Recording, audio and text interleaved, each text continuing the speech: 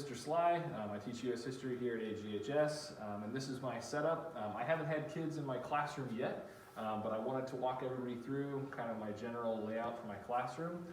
For when I do have students in person, I'll be using my projector screen for when they're sitting at their desks so they're able to see the day's agenda.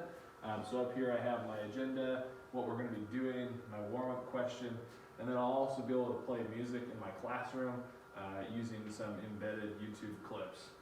I'll probably be doing most of my home-based control either from my podium here in the front of the classroom. So I've got my Chromebook for attendance of my in-person learners. I could also have my Google Meet pulled up so that I can see who's there or if there's any questions, and it's right there in front of me. Or I could have it there for being able to have my lesson as well. So I have everything kind of centralized right here where I need it, when I need it. Conversely, I have opted to do a mission control kind of setup from my main desk, which is where I've been teaching from for all of this.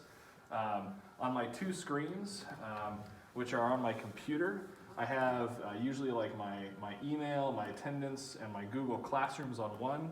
And then on the other screen, I keep it open for my lessons that I'm running. So my agenda for the day, or in some cases, I'll use it to usually use this screen for my screencasting or presenting. So that's where I'll have the activities that I want to walk the kids through or explain, and that's usually what I use my second screen for. My projector, just to bounce back to that for a second, is actually utilizing a Chrome box. So it's on its own separate thing. It's not tied to my computer or my screens at all. But one thing that I have taken advantage of is I found a keyboard and mouse that I can actually sync or Bluetooth connect to multiple devices. So right now I have it set to my computer, but I can just press a button and change the device that it's connected to. So like right now I just switched over to, and my mouse can do the same thing, switched over, and now I can control the screen right from my desk on the projector. So there is technology out there. If you'd like to kind of have everything very centralized, you can do that. I also take advantage of, I brought in most of this equipment I brought in myself, but I also take advantage of having my audio and sound equipment for my in-person learners. So underneath my desk I have an audio receiver with my computer right there.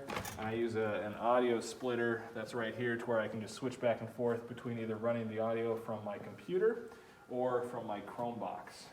So it's a fairly simple setup when it's actually put into practice. It sounds a little bit complicated, but it's very easy to replicate if you're interested in getting a setup like this.